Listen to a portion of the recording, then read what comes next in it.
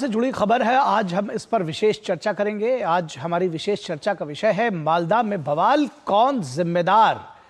मालदा में बवाल कौन जिम्मेदार, और इस विषय पर बातचीत करने के लिए हमारे साथ हमारे संवाददाता सौरभ दत्ता तो कोलकाता से जुड़ेंगे ही, इसके साथ ही साथ हमारे साथ आर.के. सिंह जो कि बीजेपी के प्रवक्ता हैं, और उसके साथ ही साथ मोहम्मद हमारे साथ एहतशामुल हक है जो कि पॉलिटिकल एनालिस्ट है, राजनीतिक विश्लेषक है, और साथ ही साथ टीएमसी के विचारों के समर्थक है, तो टीएमसी का पक्ष यहाँ पर रखेंगे। उसके साथ ही साथ शेखर अय्यर वरिष्ठ पत्रकार भी हमारे साथ बने हुए हैं। सबसे पहले मैं सौरभ दत्ता के पास जाऊंगा ताज़ा अपडेट्स के लिए। सौरभ, 14 दिन की न्यायिक हिरासत में भेजा गया है मुख्य आरोपी को, और इसके अलावा की क्या कुछ ताज़ा खबर है ग्राउंड रिपोर्ट से, क्या जानकारी देंगे? लेकिन देखिए, नेशनल इन्वेस्टिगेशन एजेंसी शाम 4 बजे के करीब यहाँ पर पहुंची है, और उनकी कुल मिलाकर एक बड़ी टीम यहाँ पे आई है, और वो हर टीम एक एक गुट में बांट चुकी है। कोई कालिया चौक जो वीडियो ऑफिस है, उस एक टीम वहां पर गया था, दूसरा टीम जहां जहां वो ब्लॉकेट हुआ था वहां पर दूसरा टीम गया था। तो पूरे जगह का आज दिन भर वो लोग पूरे जगह का मुआयना किया और ये जानने की कोशिश की, समझने की कोशिश की है कि ये घटना कैसे इतनी बड़ी आकार लिया। तो इसी के चलते उधर कोर्ट में, जैसे कि आपने कहा कि मूल आरोपी का 14 दिन का उनका पीसी हुआ है, तो आगे चलकर ये मूल आरोपी को हिरासत में लेने का जो प्रोसेस है, जो कानूनी कार्रवाई है, वो एनआईए करेगी। और आगे चल के जैसे जैसे वीडियोस जो आ रहे हैं सामने, हर एक वीडियोस को जांचना और इसके साथ इसको समझना कि क्या ये एक सोची समझी साजिश थी, प्लानफुली ये सारा घटना घटाया गया, और अगर ऐसा है तो इसके पीछे कौन कौन जिम्मेदार। जी जी जी जी बिल्कुल। और चुनाव आयोग भी सख्त है, जिस तरह से एक एआरओ के खिलाफ कार्रवाई की गई है, आपने बताया कि डिप्टी बीडीओ के खिलाफ कार्रवाई की गई है, तो कार्रवाई हो रही है। फिलहाल मोहम्मद एहतशामुल हक, मैं अगर कल की जो घटना है उसकी बात करूं तो उससे आगे सबसे ज्यादा शर्मसार करने वाली बात यह है कि वो आरोपी सेल्फी ले रहे हैं, मुस्कुराते हुए वो जान रहे हैं कि सिस्टम हमारे साथ है, पूरे सिस्टम को, पूरी व्यवस्था को मुंह चिढ़ा रहे हैं। और अगर मैं कहूं कि बंगाल के लोगों को और देश को मुंह चिढ़ा रहे हैं तो गलत नहीं होगा। कैसे डिफेंड करेंगे इसको? देखिए, कल की घटना बहुत ही, समझ लिए, दुखदायक घटना। इस तरह की घटना नहीं होनी चाहिए। जो घटना जो घटी है, इस तरह से 7 जो जजों को घेराबंदी कर करके उनको बंधक बना करके रखा, ये बहुत ही, समझ लिए कि दुख की बात है। इस तरह की, समझ लिए, नहीं होनी चाहिए। मैं इसकी कड़ी निंदा मजम्मत करता हूं आपके चैनल के माध्यम से। अब रहा जिस हिसाब से जो दोषी किया था, आज देखिए कि सीआईडी के द्वारा, समझ लिए, वो हिरासत में है, अब वो सलाखों के पीछे है। उम्मीद करते हैं कि अब जो है एनआईए की टीम को जो जिम्मेदारी दी गई है, सही जो भी इस पे दोषी पाया जाए उसको जेल के सलाखों के बीच रहना चाहिए। इसलिए कि जो हमारे जिस हिसाब से जो हमारे जजेस को जो मतलब फैसला सुनाते, जो लोगों के लिए काम कर रहे थे, वही जिनके एसआईआर के माध्यम से माने शुद्धिकरण को ठीक कर रहे थे, वो करेक्शन कर रहे थे, उन्हीं को, समझ लीजिए, इस तरह का बंधक बनाया है कि ये सही नहीं है।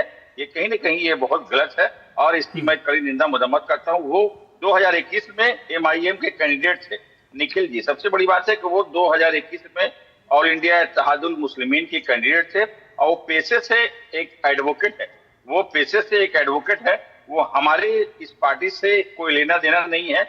और इस तरह के जो भी कारनामे, जिस तरह की जो भी घटना अगर घटाती है, उसको कड़ी से कड़ी सजा मिलना चाहिए। मैं आपके चैनल, दूरदर्शन चैनल के माध्यम से कहना चाहता हूँ कि इस पे इस तरह का जो हमारे जजेस को जिस हिसाब से बंधक बना करके वहां हजारों हजार की संख्या में, जिस हिसाब से ये डिक्टेटरिज्म एक क्या गाड़ी की छत पर देखा गया है, जिस हिसाब से ये भाषण दे रहे थे, ये कहीं न कहीं, समझ लिए, कि ये बहुत ही गलत है। लेकिन एक बात आप ये जरूर करें कि 2021 में वो चुनाव लड़े दूसरी पार्टी के साथ में, मंच पर ममता बनर्जी के साथ देखे जा रहे हैं। और मैं आपको ये भी बता दूं एहतशामुल जी कि आप पहले व्यक्ति हैं शायद टीएमसी की तरफ से जो कम से कम इस तरह की बात करते हुए टीवी पर नजर आ रहे हैं। अदरवाइज अभी दोपहर तक भी हमने जो शाम तक जो डिबेट्स की है उसमें आप लोग इसको सही ठहराते हुए नजर आए, जो भी टीएमसी से जुड़े हुए लोग हैं।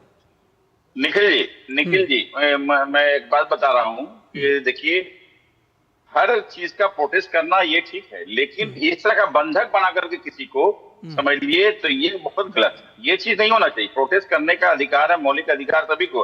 रास्ते पे रास्ते पे उतर कर हजारों की संख्या में, लाखों की संख्या में रहे, लेकिन कोई भी आदमी 10 तरह ठीक है, ठीक है, ठीक है, पोर्टफोलियो होल्ड करते हैं। ठीक है, अब आप उसकी मजम्मत कर रहे हैं तो अच्छी बात है, लेकिन सबसे बड़ी बात यह भी है, जो सवाल था कि वो सेल्फी अभी भी पुलिस वालों के साथ में खिंचवा रहे हैं, नेताओं के साथ में खिंचवा रहे हैं, कहां से आया मोबाइल, कैसे फेसबुक पर पोस्ट किया, कैसे उनको छूट मिली, तो अभी भी जांच और सवालों के घेरे में टीएमसी सरकार और वहां की पुलिस रहेगी। एहतशामुल जी, इसका क्या जवाब है?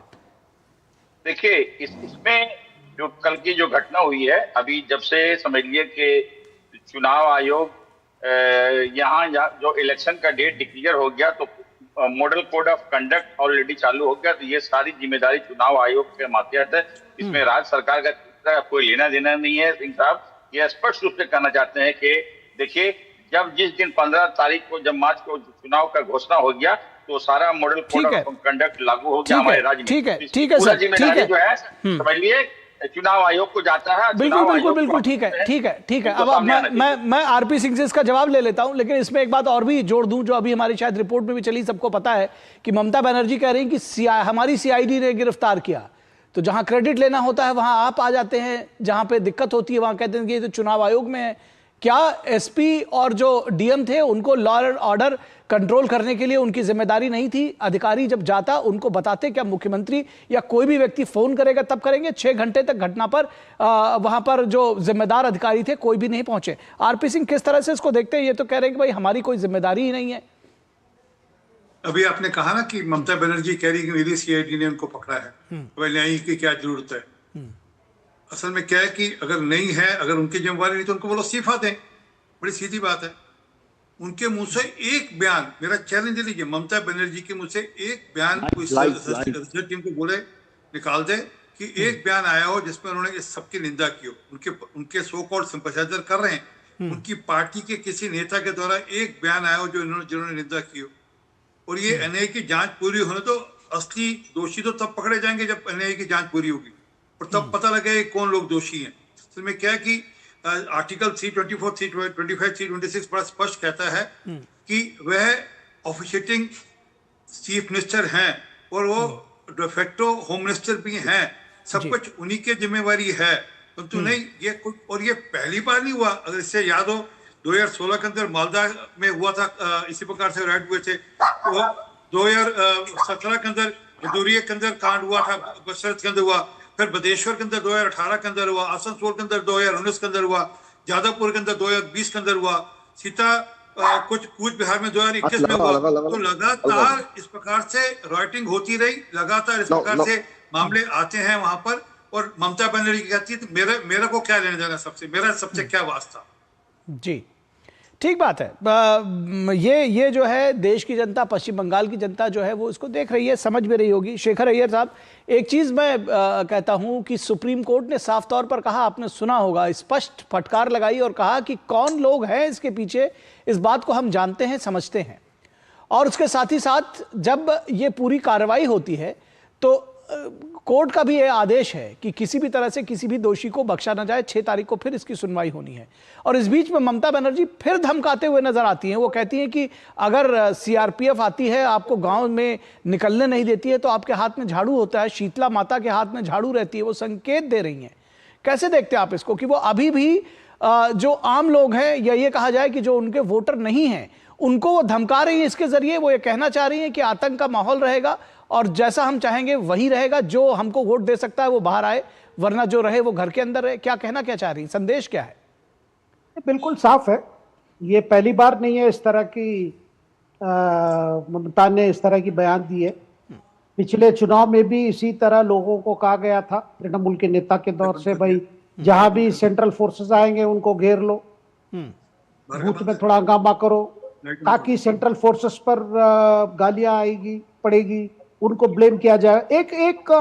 एक तरह से आप देखेंगे सोचे समझी एक रणनीति है। तो क्योंकि इलेक्शन कमीशन जिस तरह इस तरह अरेंजमेंट्स किया है, कहीं ना कहीं तृणमूल को लग रहा है कि जो पहली जो चीजें वो हथकंडे जो सब किए हैं वो इस बार करना मुश्किल है। और आज भी आप देखिए जो पहली एफआईआर जो फाइल हुआ इस मामले में जी, जो मोताबाड़ी जो पुलिस है वो भी कह रहे हैं कि ये कोई एसआईआर को लेकर गुस्से से नहीं हुआ है, ये कोई स्पॉन्टेनियस नहीं है जी, ये सोची समझी एक रणनीति है, एक कॉन्स्पिरेसी है। और दूसरी बात सबसे इंपॉर्टेंट बात, सुप्रीम कोर्ट भी इस पर सवाल किया है, ये जो लगातार जब जुडिशियल ऑफिसर्स फोन करके बता रहे थे डिस्ट्रिक्ट ऑफिसर्स को भी और कलकत्ते में राज्य सरकार के ऑफिशियल्स को भी बार बार जो ये कर रहे थे, एसओएस भेज रहे थे भाई इस तरह घटना हो रही है, तब क्यों कार्रवाई नहीं हुई? और ये कहना कि इलेक्शन कमीशन ने अगर कुछ पुलिस ऑफिसर्स को चेंज कर दिया, इसका मतलब राज्य सरकार का कोई जिम्मेदारी नहीं है। तब तो यही होना चाहिए, चुनाव से पहले राष्ट्रपति शासन लागू होना चाहिए कुछ दिन के लिए। बिल्कुल ठीक बात है। ये देखिए ममता का बड़ा प्लान क्लियर है। एसआईआर को लेकर लगातार उन्होंने कोशिश किया विरोध करने की, और इतनी देर इसलिए हुई है एसआईआर में। देखिए तमिलनाडु में कंप्लीट हो गया, प्रॉब्लम नहीं हुआ, केरल में कंप्लीट हो गया, प्रॉब्लम नहीं हुआ, तो केवल यहां क्यों प्रॉब्लम हुआ? एक सवाल मैं चाहता हूं कि आपके मार्फत से उठाऊं और उसके बाद फिर अपने बाकी पैनलिस्ट के पास जाऊंगा, शेखर अय्यर साहब, कि इस पूरी कवायद में आपने देखा होगा डे 1 से एसआईआर एसआईआर एसआईआर, उसके सिवा कोई बात नहीं हो रही है। चुनाव आयोग एसआईआर, इसी पर सारी चीजें केंद्रित हो गई हैं। 10 साल की एंटी इनकम्बेंसी, भ्रष्टाचार, महिला सुरक्षा, मां माटी मानुष की जो बात कह रही थी ममता बनर्जी, मां खतरे में है, माटी पर जो है बांग्लादेशी घुसपैठियों का कब्जा हो रहा है और मानुष जो है वो उसकी त्रासदी पश्चिम बंगाल में साफ तौर पर समझी जा सकती है। तो इनकी बात कोई नहीं कर रहा है। क्या ये भी ममता बनर्जी की एक सोची समझी एक चुनावी रणनीति है कि कम से कम उनकी विफलताओं की कोई बात ना करने पाए? नहीं, देखिए एक तो बड़ा क्लियर है, एसआईआर को जितना मतलब ये ब्लॉक कर सकते हैं उन्होंने कोशिश किया, और स्वयं सुप्रीम कोर्ट में जाके हाजिर हुए। इतना ड्रामा इस पे हुआ भाई किसी तरह एसआईआर पे रोक लग जाए, क्योंकि जो ड्राफ्ट जो आया उसमें जो नाम कट गए, जो मर चुके हैं, जो वहां पे नहीं है, उनकी नाम ऑटोमेटिक कट गए। हाँ अवश्य कोई डाउटफुल केसेस है जिसको लेकर लास्ट तक अभी भी चल रहा है, लेकिन ज्यादातर आप देखेंगे जो नाम कटे हैं जो मर चुके हैं। लेकिन मेरा सवाल यही है, क्या इस राजनीतिक पार्टी को, इस राजनीतिक नेतृत्व को ऐसी क्या जरूरी पड़ी है आपको मृत्यु को लोगों की वोट चाहिए? भाई आप भी तो आपको स्वीकार करना चाहिए ना, आपको सर वो तो ऑलरेडी जिसको कहते हैं कि प्रूवन फैक्ट इसलिए भी है कि 74 लाख लोगों के अभी तक नाम कटे हैं, 30,000 से ज्यादा लोगों की अभी तक एप्लीकेशन इस बात को लेकर नहीं है जो जिनकी कटी है। तो जाहिर तौर पर है जिनकी कटी है वो नहीं चिल्ला रहे हैं, बाकी लोग चिल्ला रहे हैं। लेकिन आरपी सिंह साहब, मेरा सवाल फिर वही आता है कि क्या आप लोग को यह नहीं लगता है कि विकास की तो कोई बात ही नहीं कर रहा, रियल एजेंडा कहीं पीछे छूट गया और आप लोग भी ममता बनर्जी के ट्रैप में कहीं ना कहीं फंस गए? आपको नहीं लग रहा है कि विकास की बात की जानी चाहिए थी? राज्य में क्या हो गया, अभी तक कहां थे, इसकी तो कोई बात ही नहीं हो रही है। आज अमित शाह जी ने विकास की बात करी सारी की सारी जी, और अपने एजेंडा भी क्लियर किया कि हमारा विकास का एजेंडा क्या है। और दूसरी ओर बंगाल के लोग कभी भूले नहीं, 50 करोड़ रुपया एक मंत्री के घर से पाया गया था, एक मंत्री के कमरे से पाया गया था। वहां पर गिनती की मशीनें पार्था चौधरी के यहाँ से पाया गया था।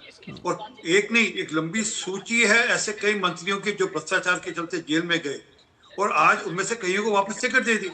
तो ममता बनर्जी की मजबूरी है, क्योंकि हमारे हिसाब से कहीं ना कहीं कटमनी कहीं ना कहीं जाता है होगा, नहीं तो कैसे इस प्रकार की बात होती। परंतु जो मूल बात है कि ममता बनर्जी जानकर, मैं कह रहा हूँ ममता बनर्जी जानकर चाहती हैं, उनका फोकस मुसलमान वोटर है, वो इस प्रकार से उनको डरा रही हैं कि नहीं नहीं आपका वोट कट रहा है और इसलिए ये भीड़ इकट्ठी करना, माहौल खराब करना, और फिर उनकी ताकत दिखाकर हिंदू वोट को डराना कि नहीं नहीं देखो मेरे साथ मुसलमान खड़ा है, खबरदार कुछ गड़बड़ की तो मैं इस मुसलमान वोट को आपके ऊपर छोड़ दूंगी, ये बांग्लादेशियों को आपके ऊपर छोड़ दूंगी। नहीं तो आप सोचिए ना, अभी बता रहे थे 74 लाख वोट कटे, उनमें से कुल मिलाकर 30,000 एप्लीकेशन आई।